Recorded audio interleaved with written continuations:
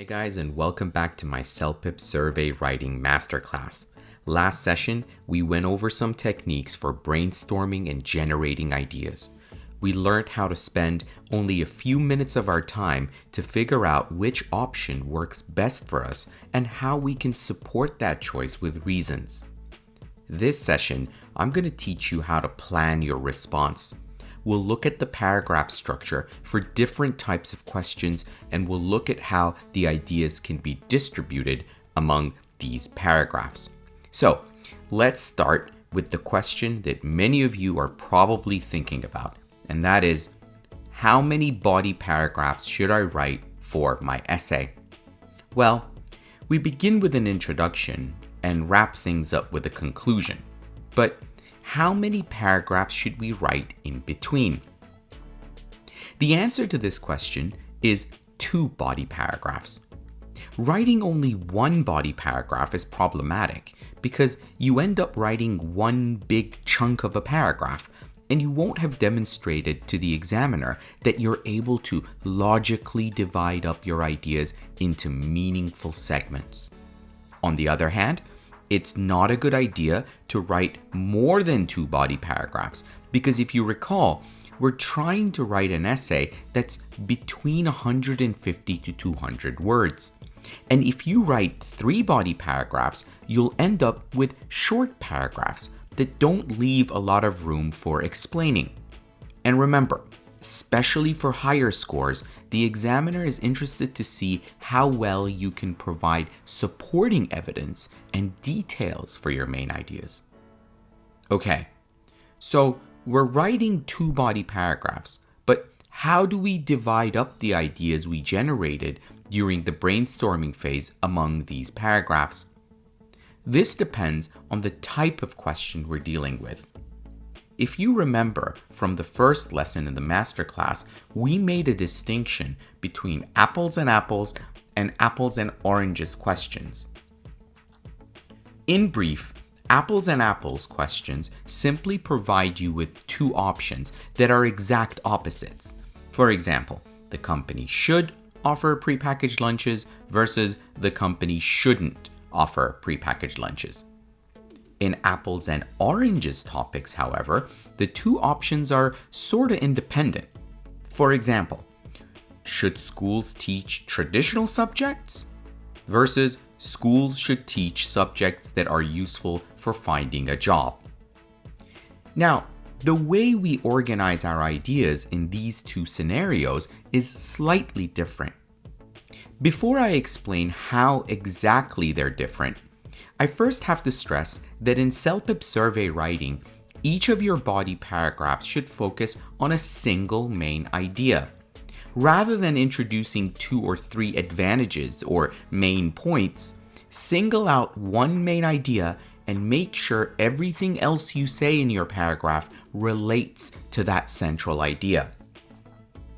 This way, you're improving your coherence score by showing the examiner that you're able to maintain your focus and link all ideas to a binding central point.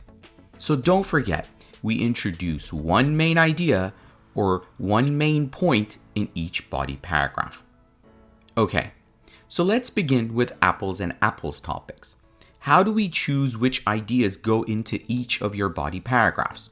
Well, since we're supposed to support our choice, you can select one idea to serve as the main focus of each of your body paragraphs.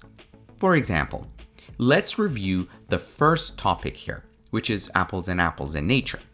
Remember, the company wants to offer prepackaged lunches to staff, and after brainstorming, let's imagine we decided it's not a good idea and we want to disagree with prepackaged lunches. Okay, so we previously came up with 2 reasons for option B. First, that people can have different tastes and not everyone will like the food chosen for them. And secondly, that some people may have allergies to certain foods or ingredients. So each of these can serve as the main idea of one of my body paragraphs. But wait, isn't it necessary to discuss the other option as well? Well, no, not really, Because in apples and apples type questions, the two sides are complementary. So if you've discussed why it's not a good idea to serve prepackaged lunches, there's no need to explain why it might be a good idea, because you're basically shooting yourself in the foot and kind of rejecting your own choice. And rejecting it is exactly the same as supporting your own side. So for this type of question, you simply need to give two reasons for selecting your preferred option and put each of them into a separate body paragraph.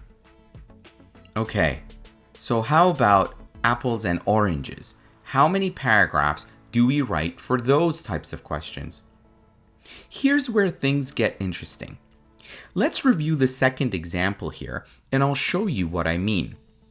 Remember, the question says the school wants to make changes to the curriculum, and they have two options: keeping the focus on traditional subjects such as history, art, and literature, or switching to courses that will be useful for their future jobs.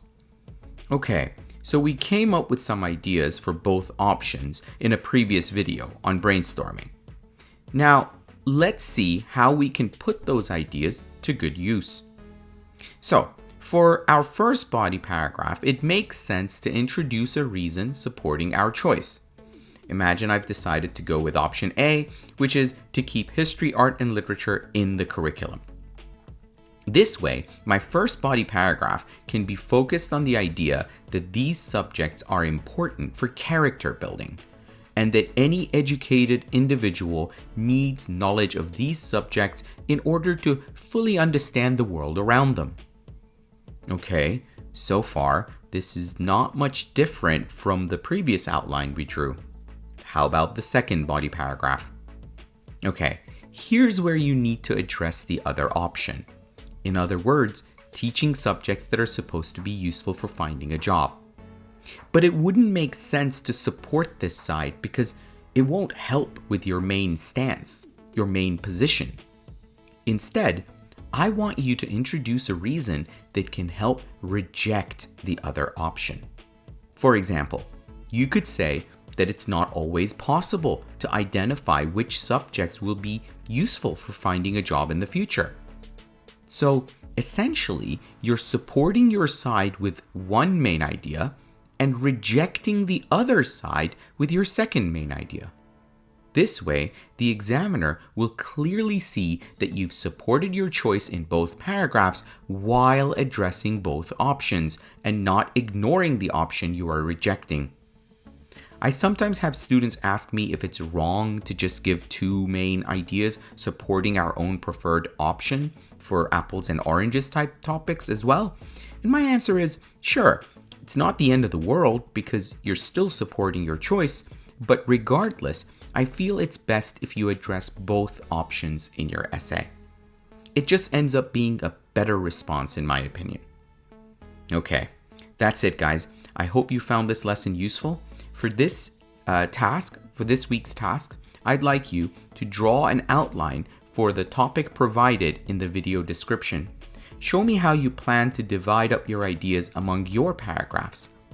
In the next session of this tutorial, I'll teach you how to write an effective introduction paragraph in which you fulfill all the necessary requirements. So catch you all in the next one.